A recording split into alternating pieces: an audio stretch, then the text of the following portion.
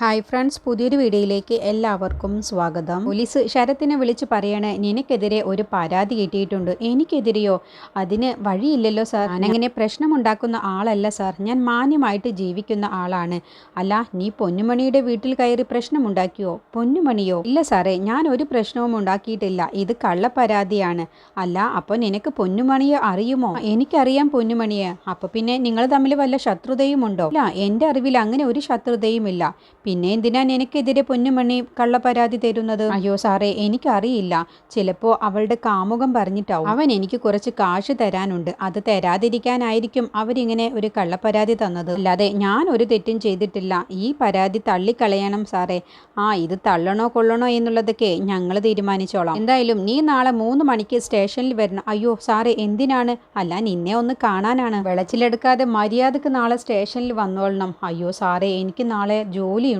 Office സംബന്ധമായി ഞാൻ കുറച്ച് തിരക്കിലാണ് സാർ. അങ്ങനെയാണെങ്കിൽ ഒരു കാര്യം ചെയ്യാം, ഇന്ന് തന്നെ നിന്നെ അങ്ങ് കസ്റ്റഡിയിലെടുക്കാം. എന്നിട്ട് ചോദ്യം ചെയ്യാം. തെറ്റുകാരനാണെന്ന് കണ്ടാൽ കേസ് ചാർജ് ചെയ്ത് റിമൈൻഡും ചെയ്യാം. അപ്പൊ പിന്നെ ഒരു പ്രശ്നവുമില്ലല്ലോ. അയ്യോ സാറേ, ഞാൻ എന്തായാലും നാളെ തന്നെ വന്നോളാം. എങ്കിൽ കൃത്യം 3 മണിക്ക് നീ സ്റ്റേഷനിൽ എത്തിയിരിക്കണം എന്ന് പറഞ്ഞിട്ടാണ് പോലീസ് ഫോൺ വെക്കുന്നത്. അതോടുകൂടി ശരത്ത് പെട്ടെന്ന് പതറുകയാണ്. നീ അടുത്തത് എന്ത് തലവേദനയാണാവോ ഉണ്ടാവാൻ പോകുന്നത് എന്നുള്ള ഭാവത്തിൽ പിന്നീട് നിരഞ്ജനും ജയശങ്കറും കൂടി സംസാരിക്കണം. പൊന്നുമണി ശരത്തിനെതിരെ കേസ് കൊടുത്തിട്ടുണ്ട് സ്റ്റേഷനിൽ എന്ന് പറഞ്ഞപ്പോൾ അങ്ങനെയാണെങ്കിൽ ഇനിയിപ്പോൾ പോലീസുകാർ കയറി ഇറങ്ങി നിരങ്ങും. അതുകൂടിയാണ് ഇനിയിപ്പോൾ വേണ്ടതുള്ളൂ. അവള് ചെയ്തതിൽ തെറ്റുണ്ടെന്ന് എനിക്ക് തോന്നുന്നില്ല സാർ. കാരണം വീട്ടിൽ കയറി ഒരാൾ ഇങ്ങനെയൊക്കെ ചെയ്താൽ അത് സ്റ്റേഷനിൽ പോയി പറയുന്നത് എന്തുകൊണ്ടും നല്ലതാണല്ലോ. ശരിയും തെറ്റൊന്നും എനിക്കറിയില്ല. പക്ഷേ നിങ്ങൾക്ക് ഞാൻ പറയുന്നത് കൊണ്ട് നിങ്ങൾക്ക് ഇഷ്ടപ്പെടുന്നതുമില്ല. എങ്കിലും എനിക്ക് പറയാനുള്ളത് പറയണം. അപ്പോൾ നിരഞ്ജൻ പറയണേ, അങ്ങനെയല്ല സാർ. ദേവികയെ പോലും അവൻ വല്ലാതെ ബുദ്ധിമുട്ടിക്കുന്നുണ്ട്. അവനാണ് എല്ലാത്തിനും പിറകിൽ. സിദ്ധുവിന്റെയും ദേവികയുടെയും വിവാഹം പോലും മുടക്കിയത് അവനാണ്. നിരഞ്ജൻ, നീ പറയുന്നതിലൊക്കെ ശരിയുണ്ട്. പക്ഷേ ഒരു കാര്യം മനസ്സിലാക്കണം, നമുക്ക് തന്നെ ആവശ്യത്തിലധികം പ്രശ്നങ്ങളുണ്ട്. ഇനിയിപ്പോൾ ഇക്കാര്യം കൂടി സീതാലക്ഷ്മി അറിഞ്ഞാൽ അവരും കൂടും ഇവനോടൊപ്പം. അവർക്ക് ബലം കൂടും, നമുക്കാവും അടിയൊക്കെ കിട്ടുന്നത്. ഞാൻ ഒന്നും കാണാതെ ഒന്നും പറയില്ല എന്നെങ്കിലും നിങ്ങളൊക്കെ ഒന്ന് ചിന്തിക്കണം. സാറ് പറയുന്നത് മനസ്സിലാവാഞ്ഞിട്ടല്ല. എനിക്ക് എൻ്റെ അമ്മ കഴിഞ്ഞാൽ പിന്നെ എനിക്ക് ബന്ധു എന്ന് പറയാൻ ആകെയുള്ളത് പൊന്നുമണിയാണ്. അപ്പോൾ പൊന്നുമണി ഇങ്ങനെ ഒരു അപകടത്തിൽ ചെന്ന് ചാടുന്ന സമയത്ത് എനിക്ക് അവളെ കൈവിട്ട് കളയാനൊന്നും കഴിയില്ല. കൈവിട്ട് കളയേണ്ട അവൾ ഉണ്ടാക്കുന്ന ഓരോ പ്രശ്നങ്ങളും നീ തന്നെ തലയിൽ വെച്ച് നടന്നോ, എന്നിട്ട് ബാക്കിയുള്ളതും കൂടി അനുഭവിക്കാം. എത്ര പറഞ്ഞാലും നിങ്ങൾക്കൊന്നും മനസ്സിലാവില്ലല്ലോ എന്നും പറഞ്ഞ് ജയശങ്കർ ദേഷ്യം പിടിച്ച് അകത്ത് പോവാണ്. പിന്നീട് ചന്ദ്രയുടെ അടുത്തേക്ക് സിദ്ധുവും പ്രേമയും വരികയാണ്. എന്നിട്ട് ചന്ദ്രയോട് പറയണേ, നിന്റെ ആഭരണങ്ങളൊക്കെ എടുക്ക്, നമുക്ക് ലോക്കറി കൊണ്ടുപോയി വെക്കാമെന്ന് പറയുമ്പോൾ ചന്ദ്ര തടസ്സം പറയുകയാണ്. നിങ്ങൾ എന്തിനാണ് എൻ്റെ സ്വർണത്തിൻ്റെ കാര്യത്തിൽ തീരുമാനമെടുക്കുന്നത്? അതെന്താ നിനക്കൊരു പേടി പോലെ? നിന്റെ സംസാരമൊക്കെ കേട്ടിട്ട് നിന്റെ സ്വർണമല്ല, അത് മുക്കുബണ്ഡമാണെന്നാണല്ലോ തോന്നുന്നത്. പ്രേമ അങ്ങനെ പറഞ്ഞപ്പോൾ സിദ്ധുവും പറയുകയാണ്, അത് ശരിയാണല്ലോ. നീ എപ്പോഴും സ്വർണത്തിന്റെ കാര്യം പറയുമ്പോൾ തടസ്സമാണല്ലോ പറയുന്നത്. നീയേ ഒരു ഫ്രോഡാണ്. നിന്റെ സ്വർണവും ഫേക്കാണോ? ഇല്ല, അങ്ങനെ ഒന്നുമില്ല. ഞാൻ വെറുതെ വർഷാവർഷം ലോക്കറിന് പൈസ കൊടുക്കണ്ടല്ലോ എന്ന് ഉദ്ദേശിച്ച് പറഞ്ഞതാണ്. എൻ്റെ സ്വർണത്തിന് ഒരു കുഴപ്പവുമില്ല. എൻ്റെ അച്ഛൻ കഷ്ടപ്പെട്ടുണ്ടാക്കിയ കാശ് കൊണ്ട് വാങ്ങിയ സ്വർണമാണ്. സിദ്ധു പറയണേ, നിന്റെ അച്ഛൻ്റെ കഷ്ടപ്പാടിനെ കുറിച്ചൊന്നും പറയേണ്ട. ഇതിനെക്കുറിച്ചൊക്കെ എനിക്ക് നന്നായിട്ട് തന്നെ അറിയാം. അപ്പോൾ പ്രേമ പറയണേ, നാട് മുഴുവൻ കടം വാങ്ങി നടക്കുന്ന ആളായിരുന്നല്ലോ നിന്റെ അച്ഛൻ. അയാളുടെ മഹിമയെക്കുറിച്ച് പറയാൻ നിനക്ക് നാണമില്ലേടി?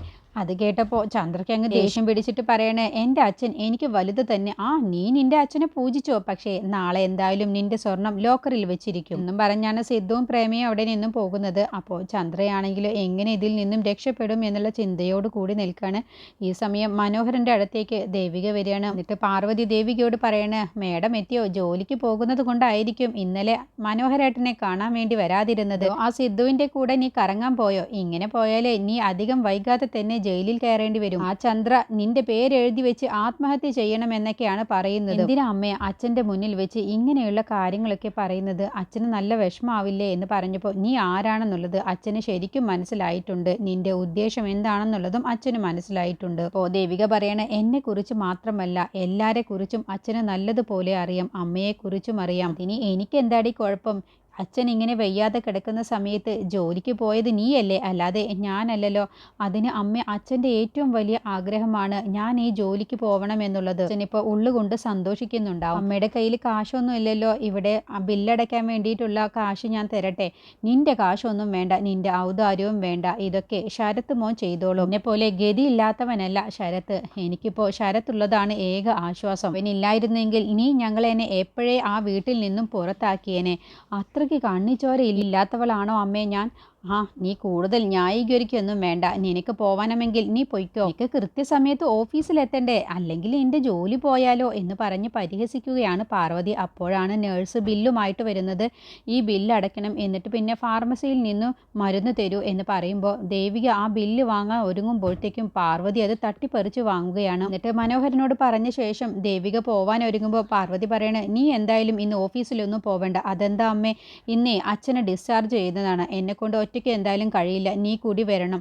അത് പറ്റില്ല അമ്മേ, ഞാൻ ഇന്നലെയല്ലേ ജോലിയിൽ ജോയിൻ ചെയ്തത്. നിത്യ വരും ഇവിടേക്ക്. നിത്യയല്ല, നീയാണ് വേണ്ടത്. അമ്മ കാര്യം പറഞ്ഞാൽ മനസ്സിലാക്ക്. എനിക്കിപ്പോൾ എന്തായാലും ഇന്ന് ലീവ് എടുക്കാൻ കഴിയില്ല. എനിക്ക് എന്തായാലും പോയേ പറ്റൂ. ഇപ്പോൾ അച്ഛനേക്കാളും വലുതാണല്ലേ ജോലി. ഒരു കാര്യം നീ മനസ്സിലാക്കിക്കോ, ഞങ്ങളുടെ ഔദാര്യം കൊണ്ട് കിട്ടിയതാണ് നിനക്ക് ഈ ജോലി. ആരുടെയും ഔദാര്യം കൊണ്ട് കിട്ടിയതൊന്നുമല്ല അമ്മേ എനിക്ക് ഈ ജോലി. എൻ്റെ ജീവിതത്തിൽ ഉണ്ടായ നഷ്ടത്തിന് പകരമായി കിട്ടിയതാണ് ഈ ജോലി, എൻ്റെ സുധിയേട്ടൻ്റെ ജോലി. ആ സുധിയുടെ അച്ഛനും അമ്മയുമാണ് ഈ പറയുന്നത്. എന്നിട്ടും നിനക്ക് അനുസരിക്കാൻ കഴിയില്ലേ? ഇല്ല, എനിക്ക് എന്തായാലും ഈ ജോലിക്ക് ഇന്ന് പോയേ പറ്റൂ. അമ്മ ആ ബില്ലിങ്ങതാ, ഞാൻ ബില്ലടച്ചോളാം. നിന്റെ ഔദാര്യമൊന്നും വേണ്ട. ഞാൻ എത്ര തവണ നിന്നോട് പറഞ്ഞു എൻ്റെ ശരത്ത് മോൻ അടച്ചോളും. ദിവസം ലീവ് എടുക്കാൻ പറ്റാത്തവളാ ഇനിയിപ്പോൾ ബില്ലടയ്ക്കാൻ പോകുന്നത്. നിന്റെ ഒരു സഹായവും വേണ്ട. അമ്മേ എന്ന് പറഞ്ഞ് വിളിക്കുമ്പോൾ നീ എന്നെ ഇനി അമ്മയെന്ന് വിളിക്കരുത്.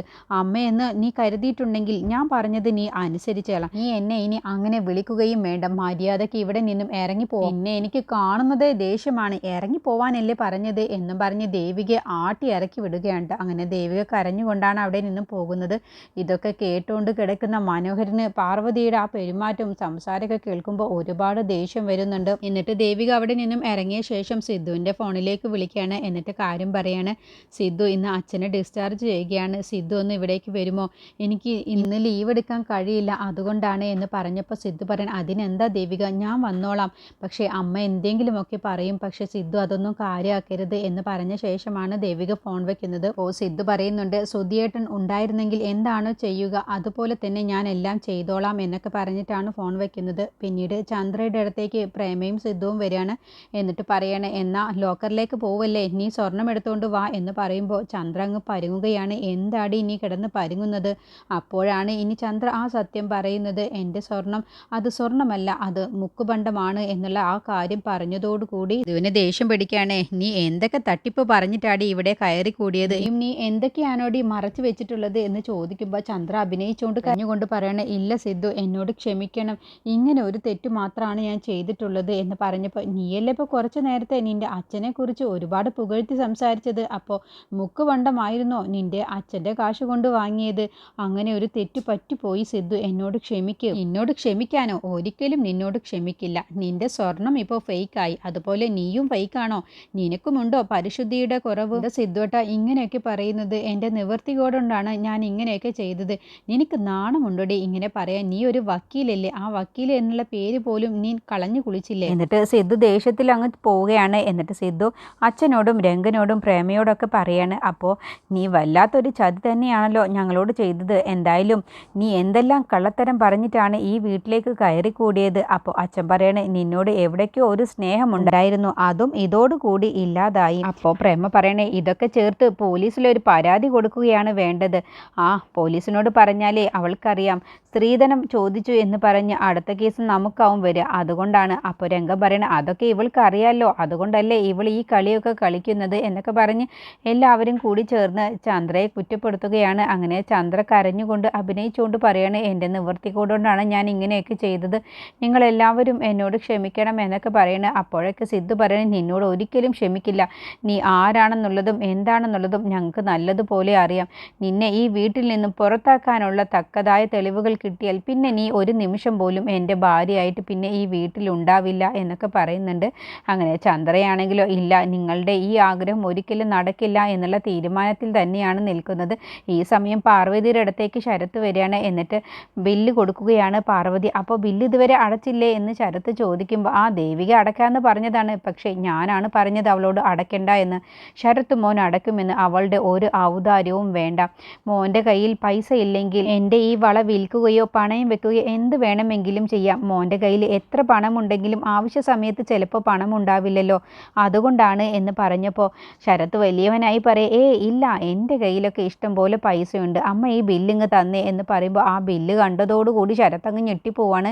എന്നിട്ട് ശരത്ത് നല്ല പൈസ ഉള്ളവൻ്റെ പോലെ അഭിനയിച്ചുകൊണ്ട് കൗണ്ടറിലേക്ക് ചെല്ലുകയാണ്. എന്നിട്ട് ആരും കാണാതെ പ്രഭാവതിയുടെ ഫോണിലേക്ക് വിളിക്കുകയാണ്, അമ്മ എനിക്ക് കുറച്ച് പൈസ അയച്ചു തരണം എന്ന് പറഞ്ഞ്. അപ്പോൾ പ്രഭാവതി പറയണേ, എൻ്റെ കയ്യിലൊന്നും പൈസ ഇല്ല, നിനക്കിപ്പോൾ എന്തിനാണ്? അല്ല, ഇന്ന് മനോഹരനെ ഡിസ്ചാർജ് ചെയ്യുകയാണ്, അപ്പോൾ ബില്ലടയ്ക്കണം. ഞാൻ വലിയ കോടീശ്വരനല്ലേ, അവരുടെയൊക്കെ മുന്നിൽ എൻ്റെ കയ്യിൽ പൈസ ഇല്ല എന്ന് പറഞ്ഞാൽ അത് എനിക്കാണ് നാണക്കേട്. അവരെനിക്ക് സ്വർണം ഊരിത്തരുമൊക്കെ ചെയ്തു, പക്ഷേ അത് വാങ്ങുന്നത് നാണക്കേടല്ലേ. അമ്മയുടെ കയ്യിൽ പൈസ ഇല്ലെങ്കിൽ അമ്മ എന്തെങ്കിലും സ്വർണം പണയം വെച്ച് എനിക്ക് പൈസ തന്നാൽ മതി എന്ന് പറയുമ്പോൾ, എൻ്റെ കയ്യിൽ നിനക്ക് വേണ്ടി പണയം വയ്ക്കാനുള്ള ഒന്നുമില്ല, ഞാനതിന് നിനക്ക് പൈസയും തരാൻ പോകുന്നില്ല എന്ന് പറഞ്ഞ് ഫോൺ കട്ടാക്കുകയാണ്. അങ്ങനെ ശരത്തിന് അമ്മയുടെ ഈ പെട്ടെന്നുള്ള മാറ്റമൊക്കെ ശരത്തിന് സഹിക്കാൻ കഴിയുന്നില്ല. ഇതെന്താ അമ്മയ്ക്ക് പറ്റിയത് എന്നുള്ള ഭാവത്തിൽ ഇനിയിപ്പോൾ എവിടെയാ പോയി ഞാൻ പൈസ ഉണ്ടാക്കും എന്നൊക്കെ ആലോചിച്ചുകൊണ്ടാണ് കേട്ടോ നിൽക്കുന്നത്. അങ്ങനെയാണ് ഇനി സിദ്ധു അവിടേക്ക് വരിക. അങ്ങനെ സിദ്ധു ആണ് ഇനി ബില്ലടക്കുക. അങ്ങനെ ശരത്ത് അതിൻ്റെ പേരിലും പാർവതിക്ക് മുന്നിൽ അങ്ങ് അഭിനയിക്കും, ഞാനാണ് അടയ്ക്കാൻ വേണ്ടി ഒരുങ്ങിയത്, അപ്പോഴാണ് സിദ്ധു വന്നത് എന്നൊക്കെ പറഞ്ഞ് അങ്ങനെ പാർവതി ശരത്ത് പറയുന്ന ആ കള്ളവും അങ്ങ് വിശ്വസിക്കുകയാണ്. അങ്ങനെ മനോഹരനെ ഡിസ്ചാർജ് ചെയ്ത് വീട്ടിലേക്ക് കൊണ്ടുപോകുന്നതും എല്ലാം തന്നെ സിദ്ധു ആണ് ചെയ്യുക. ഇതിനെക്കുറിച്ചുള്ള ബാക്കി റിവ്യൂ അടുത്ത വീഡിയോയിൽ പറയാം.